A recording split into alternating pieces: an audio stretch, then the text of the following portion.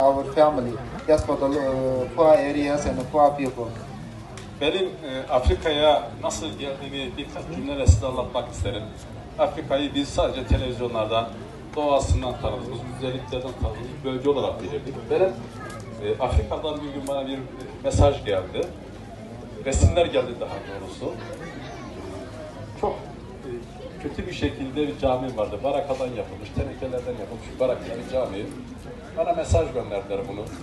Bize burayı yaptırabilir misin diye, yardımcı olabilir misin? Aslında ilk olarak bu Sierra Leone'u anlatıyorum Batı'da, Sierra Leone'da. Tabii ki o resmi gelince bir Müslüman olarak ızdırap duydum. Üzüldüm. Yani oradaki Müslüman kardeşlerimizin bu şekilde böyle de muhabbet etmesi üzdü beni. Allah nasip etti biz. Bugün oraya o cami yenisini yaptık orada. En son geçen aldığım habere göre bugün o camide 2000 kişi namaz kılmış. Let me explain how did I come to Africa.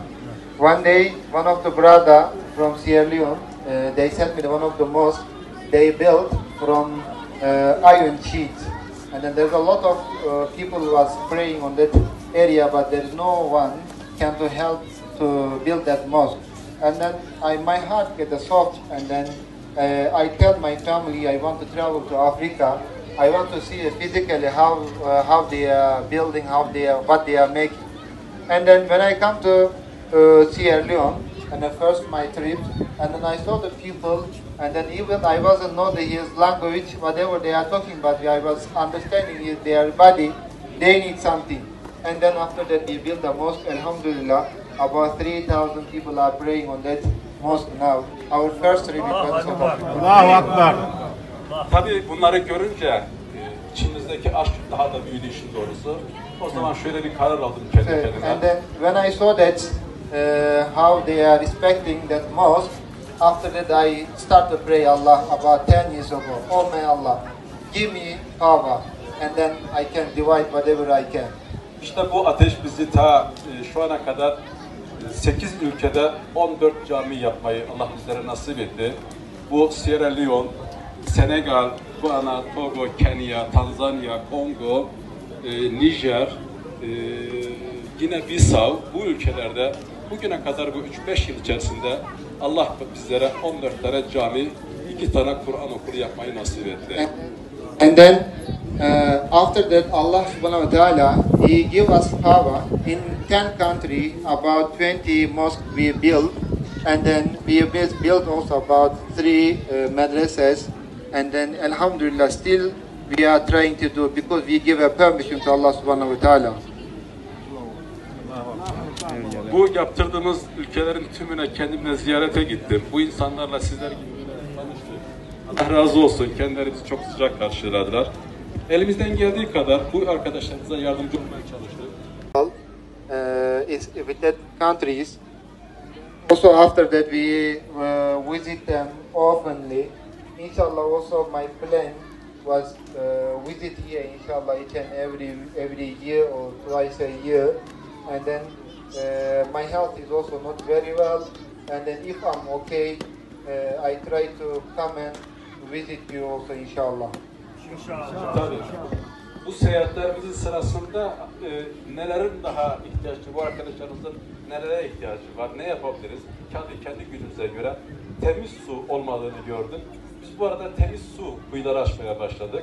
Bugüne kadar 100'e yakın değişik ülkelerde burada gördüğünüz gibi su kuyuları açtık. Ve bu kuyuların yanında diğer çalışmalarımızda yetimhanelerin, çocukların perişan bir durumda olduğunu gördük. Ve yetimlere dönük çalışmalar yapıyoruz. And then after that, we saw also one is biggest problem in Africa, and then we try to make some boreholes. We did around 100 boreholes around Africa, and then inshallah we built here, and this underground is not very okay. We try, but they need a machine. Inshallah, we're going to try whatever we can here for clean water inshallah. Bir şey daha sizlere söylemek istiyorum. Genelde gördüğüm şu, başkentlere yapılan yakın yerlerde yeteri kadar cami veya su bulabiliyorsunuz. Ama uzak bölgelerde, sizin bugün Busya'da olduğu gibi diğer ülkelerde bizim yapmaya çalıştığımız daha ziyade uzak bölgelerde, kimsenin pek gidemediği zor bölgelerde çalışmalar yapıyoruz.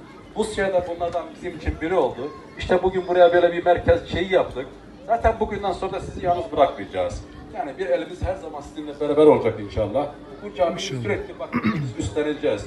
Tabii ki yağmur yağıyor burada zamanlar sık sık. Bunların boyası geçtiği zaman boyasını yapacağız, temizliğini yapacağız. Yani anlayacağınız bundan sonra biz sizlerle arkadaş olmuş oluruz, bunu bilesiniz. And then whatever we try to build a mosque, most of the time we try to do far away from township, far away from main town. As you know, we come from Kampala to Busia, and then other ones, some of you knows, we built by the port portal, and then also other countries we try to do far away mosque, and then we try to handle. Allah Teala bize Kur'an-ı Kerim'de iyilik yapmayı, hayır hasenat yapmayı bize emrederken hiçbir insanın dinine, mezhebine, şeyine bakmaz. İnsanlara, yoksullara yardım etmeyi emreder. Olsun burada Müslümanlar da yaşıyor, Hristiyanlar da yaşıyor. Eğer burada bu su kuyusuyla veya ileride daha fazla büyük bir su kuyusuyla yaşayan tüm insanlara hayırlı olabilirsek bu da bizim için bir gurur kaynağı olur. İnşallah dediğim gibi ileriki zamanlar ne gösterir? Ama dediğim gibi sizlere şunu hemen söyleyeyim. Burayı sevdik. Allah razı olsun. Samimi ilgi ve alaka gösterdiğiniz. Öğretmen Bey'e de çok teşekkür ederim. Cem'in konuşmaları bizi çok mutlu etti. İnşallah bundan sonra gayretlerimiz devam eder. And then thank you so much for our teachers and our big brothers. Firstly, inshallah, I'm planning to put here borehole with machine. I want to divide in this area with clean water to drink. That is very important to us. And then I know that it's going to cost, but that first my promise it can be start from that. But others, I'm still writing somewhere. Inshallah, I'm going to handle it. Allah nasip ederse biraz sonra camimizi açacağız. Sizlerden talebimiz, sizlerden istediğimiz emeği geçen tüm arkadaşlarımız için, ülkemiz için, Türkiye için hayır duaları yapmanız, bizler için dua yapmanız. Hepinize çok teşekkür ederim. Allah'a emanet olunuz. Hürmetler ederim, saygılarımla. And then I need something from you, from everyone. We are trying to do here without getting anything.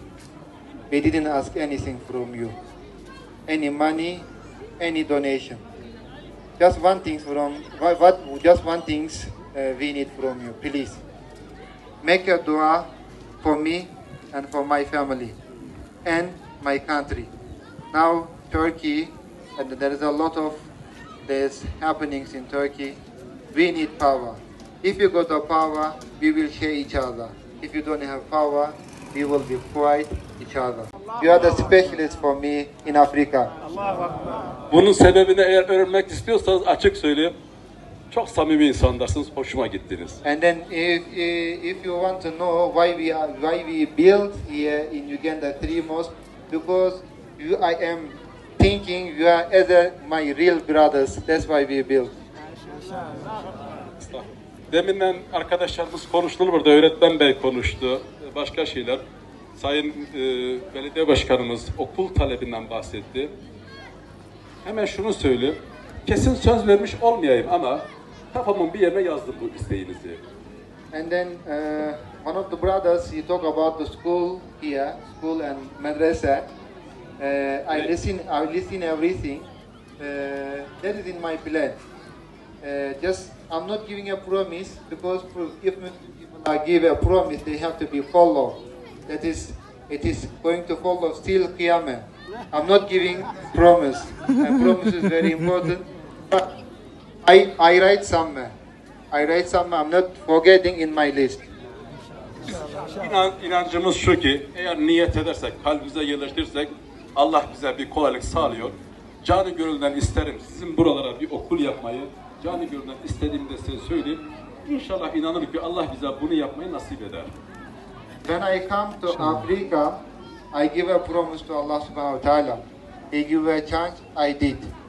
I'm believing again because I'm now getting down.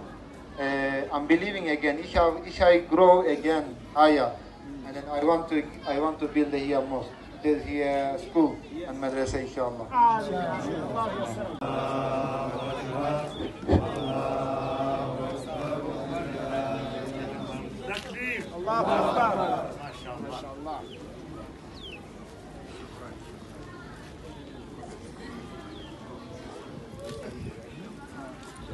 Takbira ya wani.